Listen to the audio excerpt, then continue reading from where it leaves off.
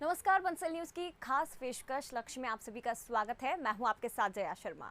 यदि आप भी अपने करियर को सुनिश्चित करना चाहते हैं तो ये कार्यक्रम आपके बहुत काम का है, क्योंकि हमारे इस प्रोग्राम में एक्सपर्ट्स करेंगे आपका मार्गदर्शन और बनेंगे लक्ष्य हासिल करने में मददगार।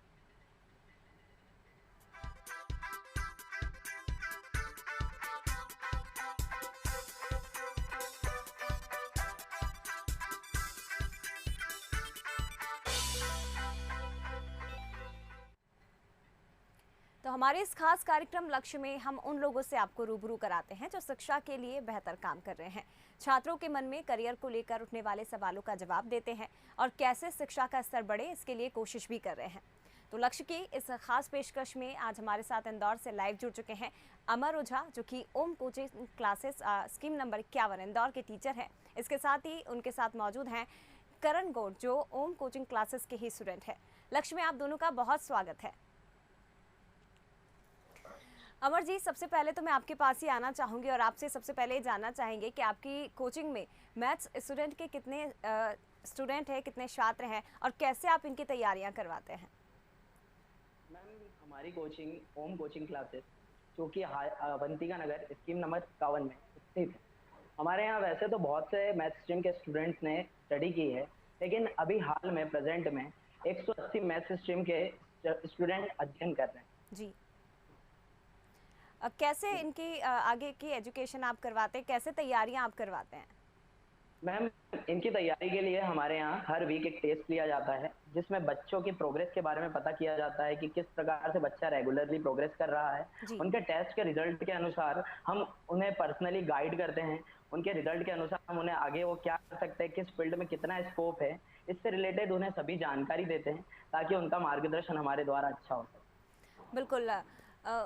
करण, मैं आपके पास आना चाहूँगी, आपसे ये जानना चाहूँगी कि आप अपने एग्ज़ाम की तैयारियां कैसे करते हैं, किस तरह से आप प्रिपरेशन करते हैं, वो जानकारी दीजिए। First of all I would like to say thanks to Bansal news, जिन्होंने मुझे ये अपॉर्चुनिटी प्रोवाइड की कि मैं अपने थॉट्स सबके सामने रिप्रेजेंट कर सकूं। जिस तरह कि आपका सवाल था, फर्स्टली मैं एक टाइम टेबल के अकॉर्डिंग अपनी प्रिपरेशन करता हूं, ताकि हर सब्जेक्ट को एक प्रॉपर टाइम दे सकूं और एक तय टाइम लिमिट तक मैं अपना कोर्स कवर कर सकूं, बिकॉज ऑफ विच मुझे रिविजन के लिए भी एक सफिशिएंट टाइम प्रोवाइड हो सके। एंड सेकेंड थिंग इज, मैं सेल्फ स्टडी को प्रायोरिटी देता हूँ, because I think with the help of it I can analyse my self. मैं जान पाता हूँ किस सब्जेक्ट में मुझे कितनी प्रिपरेशन करने की ज़रूरत है और क्या मेरे स्ट्रॉन्ग पॉइंट्स है, क्या मेरे वीक पॉइंट्स है, जो कि एग्जाम प्रिपरेशन के पॉइंट ऑफ व्यू से काफ़ी बेनिफिशियल होता है। इन लास्ट मैं एक चीज़ और ये भी कहना चाहूँगा, काफ़ी स्टूडेंट्स के माइंड में ये डाउट रहता है कि कौन सा टाइम स्टडी के लिए प्रेफर करना चाहिए। लाइक कुछ लोगों का कहना होता है डे स्टडी ज़्यादा बेटर होती है, कुछ का कहना होता है नेट स्टडी बेटर होती है, but I think it doesn't matter. ये आप पर डिपेंड करता है किस टाइम आप अपने स्टडीज़ के टूवर्ड्स ज़्यादा डेडिकेटेड है, आप ज़्यादा फोकस्ड है, और वही टाइम को आपको चूज करना चाहिए। बिल्कुल करण, ये बहुत इंपॉर्टेंट बात आपने कही है कि ये ज़रूरी नहीं है कि आप सुबह जल्दी उठकर पढ़ रहे हैं या शाम में पढ़ रहे हैं या देर रात तक स्टडी कर रहे हैं। ये ज़रूरी होता है कि आप किस टाइम पे अपनी पढ़ाई पर, अपनी स्टडी पर फोकस कर पा रहे हैं।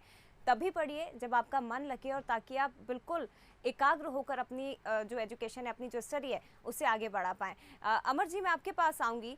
शिक्षा के क्षेत्र में जी, बंसल समूह जिस तरह से काम कर रहा है, जो योगदान है, आप उसे किस तरह से देखते हैं सर? शिक्षा के क्षेत्र में बंसल समूह एक बहुत ही अच्छा जाना माना और स्थापित नाम। मैंने बंसल समूह की जो स्कॉलरशिप बेस्ड स्कीम है वो मुझे बहुत ही अच्छी लगी, जिसमें बच्चों के परसेंटेज के अनुसार उन्हें एडमिशन दिया जाता है, जिससे मेधावी छात्रों को उन्हें उनका उनको अपने आप को प्रदर्शित करने को मौका मिलता है। और क्वालिटी एजुकेशन भी बंसल समूह बहुत अच्छा देता है। प्लेसमेंट से हम ये जान सकते हैं कि बंसल समूह छात्रों को क्वालिटी एजुकेशन देता है। कॉलेज विजिट के दौरान मैंने ये जाना कि बंसल समूह छात्रों के सर्वांगीण विकास के लिए सारी सुविधाएं उपलब्ध कराता है। बिल्कुल, यही सवाल करण मेरा आपसे भी है। टेक्निकल एजुकेशन में बंसल समूह की किन नीतियों को आप पसंद करते हैं? जैसा कि आज के समय में इंजीनियरिंग की स्टडी काफ़ी कॉस्टली है और काफ़ी सारे ऐसे फाइनेंशियल इनकेपेबल स्टूडेंट्स हैं जो इसे इजीली अफोर्ड नहीं कर पाते हैं, और इसके लिए मैं बंसल ग्रुप को काफ़ी अप्रिशिएट करना चाहूँगा कि यहाँ पर 12th मार्क्स के बेसिस पर बच्चों को स्कॉलरशिप प्रोवाइड की जाती है। साथ ही साथ जो फाइनेंशियली इनकेपेबल स्टूडेंट्स हैं, जिनकी फैमिली कंडीशन बहुत ज़्यादा अच्छी नहीं है, उन्हें भी स्कॉलरशिप प्रोवाइड की जाती है। कॉलेज विजिट के दौरान हमने ये भी जाना कि यहाँ पर टेक्निकल फील्ड में कई तरह की ट्रेनिंग दी जाती है, लाइक इन रोबोटिक्स। और यहाँ ना सिर्फ अकेडमिक ट्रेनिंग्स पर ध्यान दिया जाता है, साथ ही साथ बच्चों की पर्सनल डेवलपमेंट की क्लासेस भी लगाई जाती है, जिससे उनका ओवरऑल डेवलपमेंट होता है और ये आगे जाकर उन्हें प्लेसमेंट अपॉर्चुनिटी प्रोवाइड करने में काफ़ी कारगर साबित होती है। जी।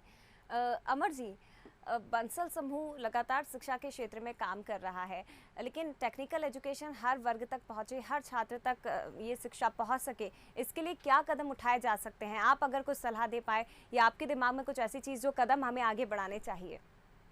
टेक्निकल एजुकेशन हर वर्ग हर क्षेत्र में पहुंचे, इसके लिए सबसे पहले तो सर्वप्रथम बंसल समूह को हर वर्ग हर क्षेत्र में एक सेमिनार लेना चाहिए, जिसमें बंसल समूह हर क्षेत्र हर वर्ग में अलग अलग कोचिंग संस्थानों स्कूलों में जाकर बच्चों को इंजीनियरिंग के महत्व को बताए, क्योंकि इंजीनियरिंग एक ऐसी फील्ड है जिसमें बहुत सी स्कोप है, बच्चे इसमें अपना भविष्य अच्छा उज्जवल बना सकते हैं।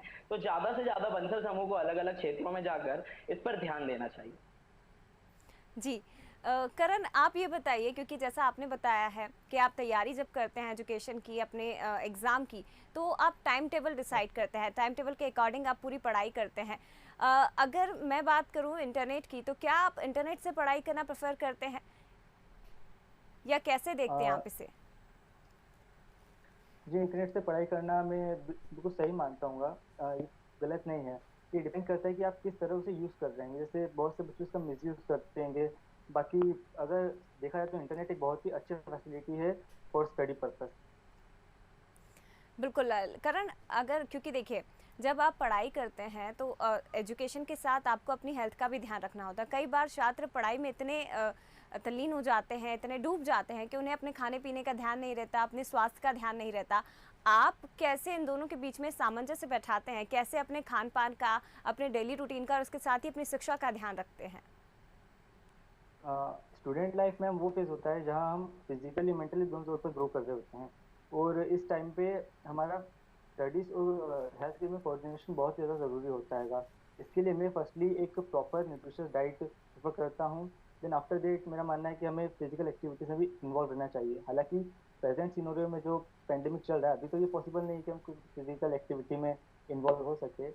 एंड इसके अलावा एक और इम्पोर्टेंट फैक्टर ये भी है कि हमें प्रॉपर स्लीप लेनी चाहिए, जिससे बच्चे बहुत ज़्यादा इग्नोर करते हैं इस समय में।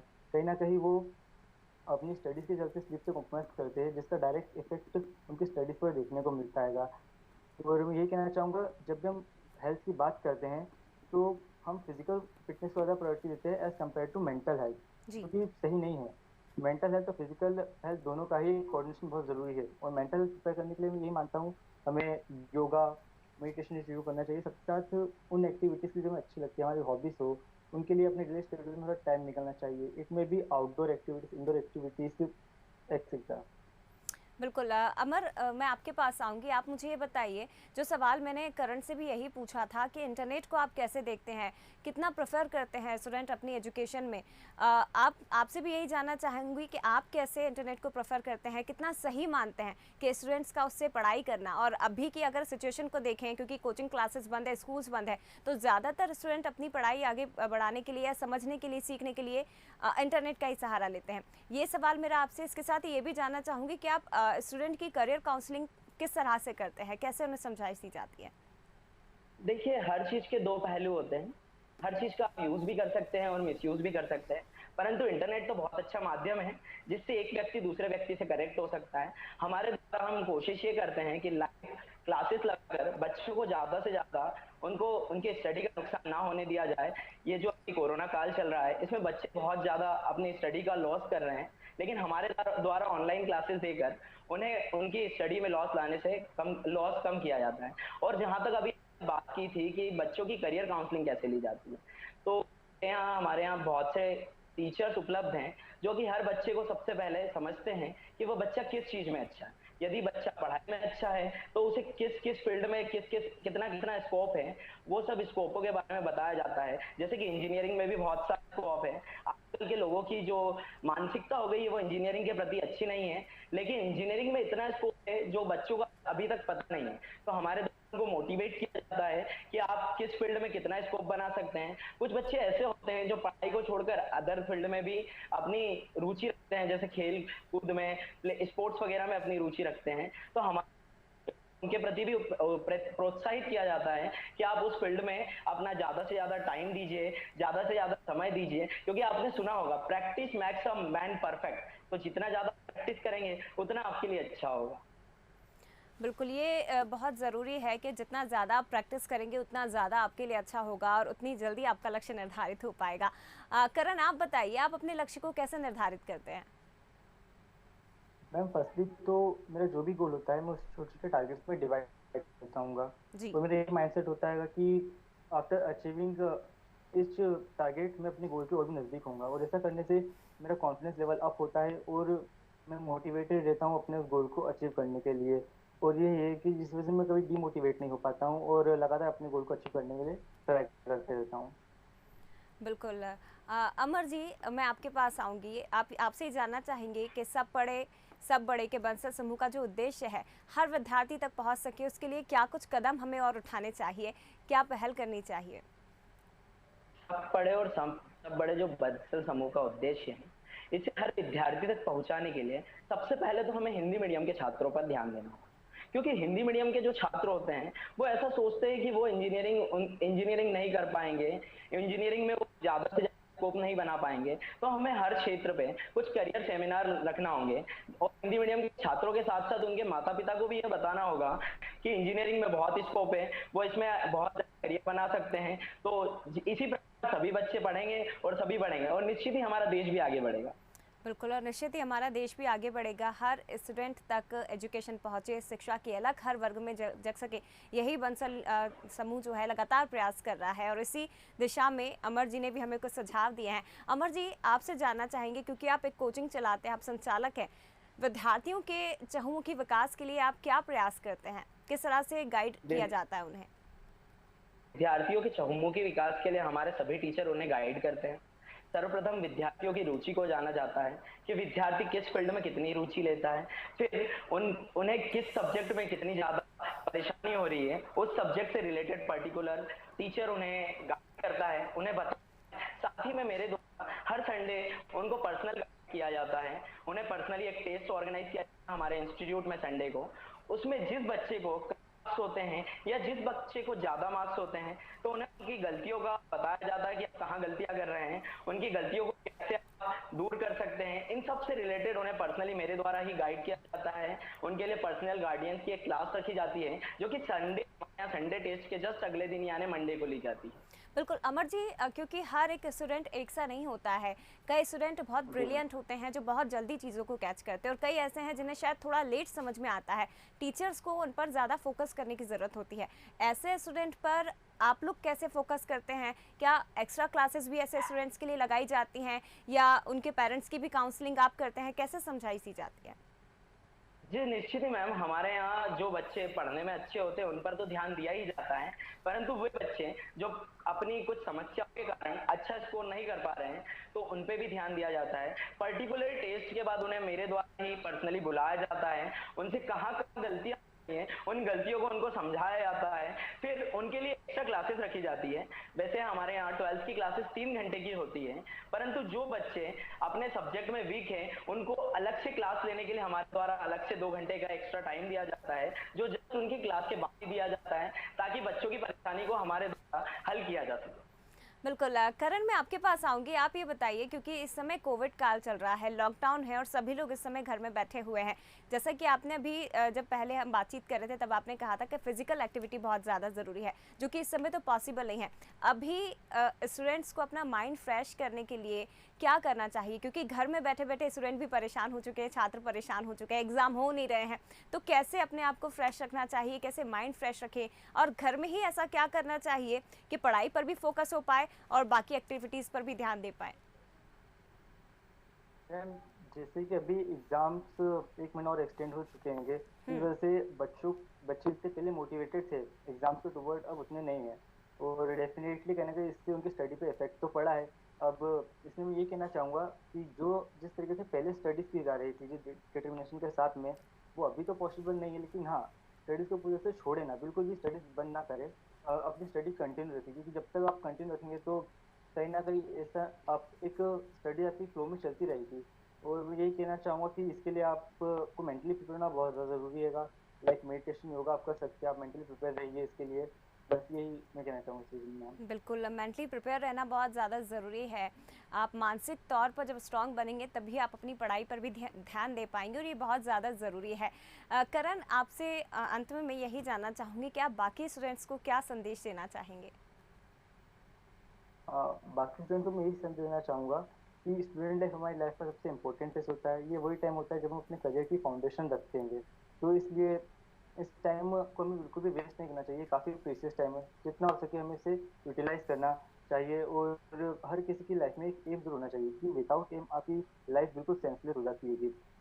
और डज़न्ट मैटर अगर आपको उस एम को अचीव करने का भी फेलियर का सामना करना पड़ेगी, failure is a part of life. और हमें ये ध्यान रखना है लाइफ से जर्नी जिसमें हमें लगातार कुछ ना कुछ सीखने को मिलता है। तो आपको फेलियर मिले या सक्सेस, आप उसमें से कुछ ना कुछ सीखते रहिए और निरंतर आगे बढ़ते रहिए। एट द एंड मैं यही कहना चाहूँगा सभी से, स्टे होम, स्टे सेफ, नमस्कार। बिल्कुल, failure is a part of our life. तो अगर असफलता भी हाथ लगती है तो भी कोई परेशानी नहीं है, जब तक कोशिश नहीं करेंगे तब तक शायद आगे नहीं बढ़ पाएंगे। अमर जी, अंत में आप क्या संदेश देना चाहेंगे सभी स्टूडेंट्स को? मैं सभी स्टूडेंट्स को अंत में यही संदेश देना चाहूँगा कि जैसा कि हमारा देश लॉकडाउन है, हमारा प्रदेश लॉकडाउन है, सभी स्टूडेंट अपने घर पे हैं, ज़्यादा से ज़्यादा समय अपने माता-पिता, अपने परिवार को दे रहे हैं। लेकिन मैं उनसे फिर कहना चाहूँगा कि अपने परिवार और अपने माता-पिता को समय देने के साथ-साथ ही वो अपनी पढ़ाई को भी जारी रखें और ज़्यादा से ज़्यादा समय अपनी पढ़ाई की तरफ भी अग्रसर रहे। क्योंकि मैंने अभी कहा था, practice makes a man perfect. तो ज़्यादा से ज़्यादा आप प्रैक्टिस कीजिए ताकि आगे चलकर आपको किसी भी प्रकार की परेशानियों का सामना ना करना पड़े। धन्यवाद। Stay home, stay safe. बिल्कुल, बहुत शुक्रिया अमर जी, आप हमसे जुड़े, बंसल न्यूज़ से इस खास चर्चा में शामिल हुए। इसके साथ ही करण, आपका भी बहुत शुक्रिया हमसे बातचीत करने के लिए। तो लक्ष्य में शिक्षक और स्टूडेंट से हमने बात की थी। इसी के साथ हमारी खास पेशकश में फ़िलहाल इतना ही। कल फिर हाजिर होंगे एक नए लक्ष्य के साथ। तब तक बने रहिए बंसल न्यूज़ के साथ। नमस्कार।